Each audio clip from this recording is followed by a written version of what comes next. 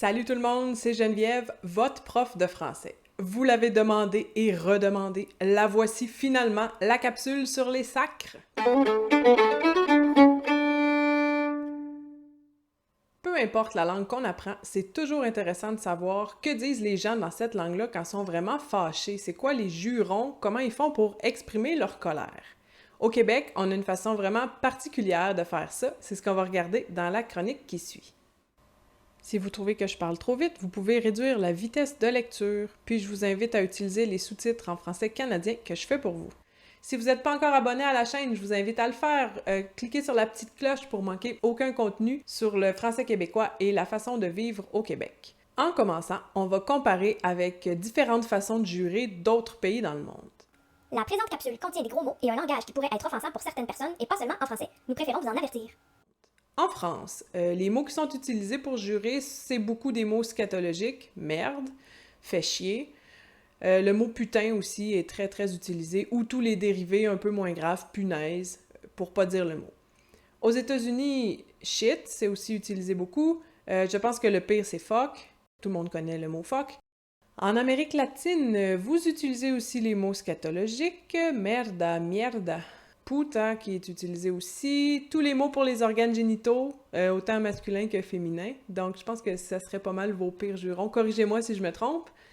Au Québec, bien qu'on utilise aussi... On utilise merde. On dit aussi, ah, ça fait chier, je voulais aller en camping en fin de semaine, puis moi, je peux pas y aller. Mais on a une façon vraiment particulière à nous de jurer, c'est nos fameux sacres, des mots qui viennent de l'Église catholique. Je vous explique un peu l'histoire de tout ça. Il faut savoir que pendant très très longtemps au Québec, c'est la religion catholique qui dirigeait presque toutes les sphères de la vie publique. Le curé régnait en roi et maître dans le village, c'est lui qui avait l'autorité, qui disait ça c'est bien, ça c'est pas bien.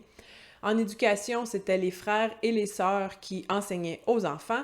Même en santé, c'était souvent des sœurs qui géraient les hôpitaux, c'est elles qui soignaient les malades. Donc vraiment, le Québec était sous le contrôle de l'Église catholique, puis c'était beaucoup de pression. Pour relâcher un peu la pression, pour se libérer, les gens se sont mis à utiliser des mots liturgiques, des mots pour désigner les objets qui appartiennent à la messe, à la religion, mais dans un contexte qui n'a absolument rien à voir avec la religion. C'était en fait des blasphèmes. Aujourd'hui, les mots sont vraiment restés dans notre vocabulaire. C'est comme ça, avec ces mots-là spéciaux de l'Église, que les Québécois expriment leur colère. Là, j'aimerais vous mettre en garde. Je sais que c'est très excitant d'apprendre les sacres, puis que vous allez être content la prochaine fois que vous allez rencontrer un Québécois de lui dire que vous vous intéressez à sa culture puis que vous connaissez ces gros mots.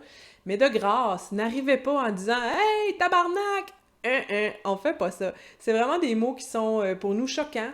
Ça dépend des familles, ça dépend des contextes, bien entendu. Moi, personnellement, je suis une personne qui sacre beaucoup.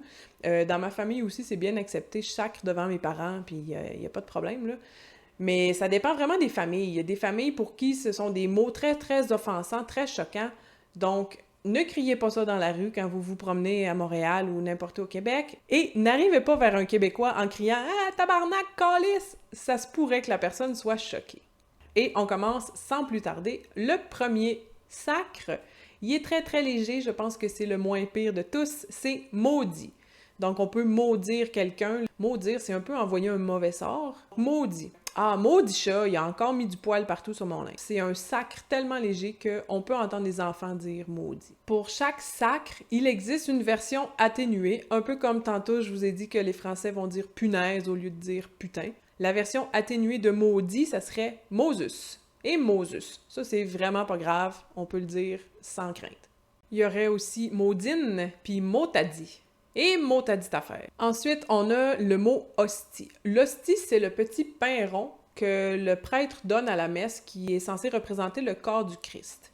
Hostie nous a donné le sacre hostie, qu'on écrit généralement sans H. Il y a différentes prononciations. On peut prononcer asti, esti ou sti, tout simplement. Mais voyons, sti, qu'est-ce que tu fais là? Sti, certaines personnes l'utilisent tellement que ça devient un tic de langage, c'est presque comme une virgule pour ponctuer la phrase. Quelques versions atténuées, ça serait esprit, sprit ou hostifie. Un autre sac très très très courant, c'est Chris. Et oui, Jésus-Christ lui-même n'a pas échappé au blasphème. Et Chris, j'ai encore manqué l'autobus. Les versions atténuées pour Chris, ça serait crime, crif, Christi. Il y a aussi baptême, la cérémonie où est-ce qu'on baptise l'enfant, qui devient un sacre, et baptême. La version atténuée, ça serait baptins. La Vierge Marie non plus, elle n'a pas échappé au blasphème. Le mot vierge devient vierge quand on sacre. Et bout de vierge. Prochain sacre, on a le ciboire. Le ciboire, c'est le récipient qui reçoit les hosties. Ce sacre-là, il est un peu moins fréquent. C'est utilisé, j'ai l'impression, par des personnes un peu plus âgées. C'est comme un sacre vieillissant. Bien entendu, on ne prononce pas ciboire. Le wa, le son wa en québécois a tendance à devenir ouais. Comme noir, il fait noir, il fait noir. Fait qu'on dit ciboire. Et ciboire, de sti ciboire. Les versions atténuées, ça serait cibole, cibolac, simonac, ciboulot. On a le calice, qui est la coupe qui reçoit le vin pendant la messe, qui représente le sang du Christ. Bien entendu, on prononce pas calice, on prononce calice. On note le diphtongue, caolis, mon A qui se transforme en O pendant que je le dis. Calice, que c'est satisfaisant ce mot-là. Pour les versions atténuées, on a calique, calas, caline. Le caline, il est vraiment pas grave. C'est très très doux. Un enfant pourrait dire ça. Souvent, on va le faire rimer avec bin, notre mets traditionnel. Caline de bin. Et puis finalement, caliboire. Il y a le mot sacrement qui nous a donné le sacre sacrament. Et il fait fret en sacrament matin. Celui-là aussi est un peu moins utilisé. Les versions atténuées, ce serait sacramis, sacramouille. Le dernier, mais non le moindre, notre fameux tabarnak, qui vient du mot tabernacle. Le tabernacle, c'est le meuble qui abrite le calice qui, lui, contient les hosties. Fait qu'on peut dire que les hosties sont dans le calice qui est dans le tabarnak. Notez qu'en québécois très familier, le E devant un R se change souvent en A. C'est pour ça que merde, ça devient souvent marde. Maudite marde. C'est beaucoup plus libérateur de crier marde que de crier merde. Voyons, je suis bien une marde, moi, aujourd'hui, j'arrive pas à rien faire. C'est pour ça qu'on prononce pas tabernacle, mais bien tabarnak. Et puis, notez aussi que le cle, le L disparaît. Fait qu'essayez pas de dire « tabernacle ». On entend des fois des Français qui essayent de sacrer comme ça en disant « tabernacle ». Ça n'a aucune crédibilité. Tabarnak. Notez que, règle générale, plus le sacre est long, plus il contient de syllabes, plus il est grave. Fait que c'est pour ça que je vous ai dit tantôt que hostie, sti, c'est en bas de l'échelle, c'est pas très grave. On a Chris, calice, tabarnak, là, c'est pas mal le plus long qu'on a. C'est vraiment le pire de tous.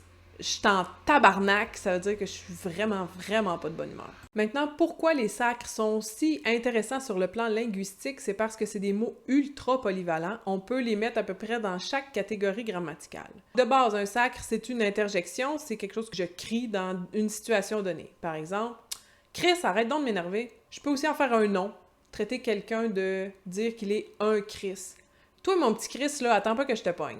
Je peux en faire un adverbe, et un matin, il fait crissement frette. Je peux aussi en faire un verbe. Je vais te crisser mon poing sur la gueule, ça veut dire que je vais te le mettre sur la gueule, je vais te donner un coup de poing. D'ailleurs, il y a une scène classique dans le film québécois Bon Cop, Bad Cop qui explique très bien la polyvalence grammaticale des sacres. Tu peux le conjuguer aussi. You mean like a verb? Moi, t'en calisser une, là. Ah, c'est beau, Luc. C'est un bel exemple, ça. Moi, t'en calisser une. Oh! Tu peux le faire au masculin aussi. Comme je vais t'en crisser un. Ah! Got it. Toi, mon tabarnak, là. Ah, merci. Tu vois, j'allais l'oublier, celle-là. Tu peux l'utiliser comme un nom. Il a raison. Comme, je vais t'en donner un tabarnak. C'est un nom propre. Pour pousser encore plus loin l'analyse grammaticale des sacres, on peut regarder différentes locutions, différentes constructions qui sont faites avec les sacres. Par exemple, une locution adjectivale, c'est « être en » plus un sacre. Être en crise, être en tabarnak, être en calice, ça veut dire être vraiment en colère, être dans tous nos états. J'étais en sacrement. On a une locution adverbiale de quantité, en plus sacre. J'aime ça en crisse, moi, le chocolat. Ça veut dire vraiment beaucoup. Tu devais avoir hâte en tabarnak que ça finisse, hein? La locution sacre plus que, c'est une interjection. Ça va nous servir à exprimer différentes émotions. L'exaspération, par exemple. Tabarnak que t'es cave. Ou même, au contraire, ça peut être des émotions positives, l'admiration. Christ que t'es belle. Ça, c'est vraiment un beau compliment. Si ton chum te dit « Christ que t'es belle », là, c'est parce qu'il pense vraiment. Il y a la locution « sacre plus de » qui sert à amplifier. C'est pas juste une folle, c'est une crisse de folle. Ou bien je peux-tu avoir la calice de paix 2 minutes? » Ça peut aussi être très positif. C'est pas juste un bon gars, c'est un esti de bon gars. Et je vais terminer en disant que les sacres sont en plus cumulables, comme s'ils n'étaient pas déjà assez expressifs. On peut les accumuler pour vraiment les rendre encore pires. Avec un « de » entre chaque, hostie de crise de tabarnak de Saint-Ciboire de bout de marde que je t'écœurais. Ben voilà, ça fait le tour de la capsule sur les sacres. J'espère que ça vous aura plu. Donnez-moi un like si vous avez aimé le contenu. C'est moi qui ai une demande spéciale pour vous cette semaine. Je vais vous demander dans les commentaires, écrivez-moi votre expérience avec les sacres. Peut-être que vous avez déjà des interactions avec des Québécois, peut-être que vous vivez déjà au Québec. Donc, si vous voulez me raconter la première fois que vous avez entendu un sacre en vrai ou un malentendu qui est arrivé suite à un sacre ou une expérience que vous avez eue avec un Québécois en colère qui sacrait. Bref, n'importe quelle anecdote drôle que vous voulez partager qui a rapport avec un sacre, ça va être sympathique de partager nos expériences.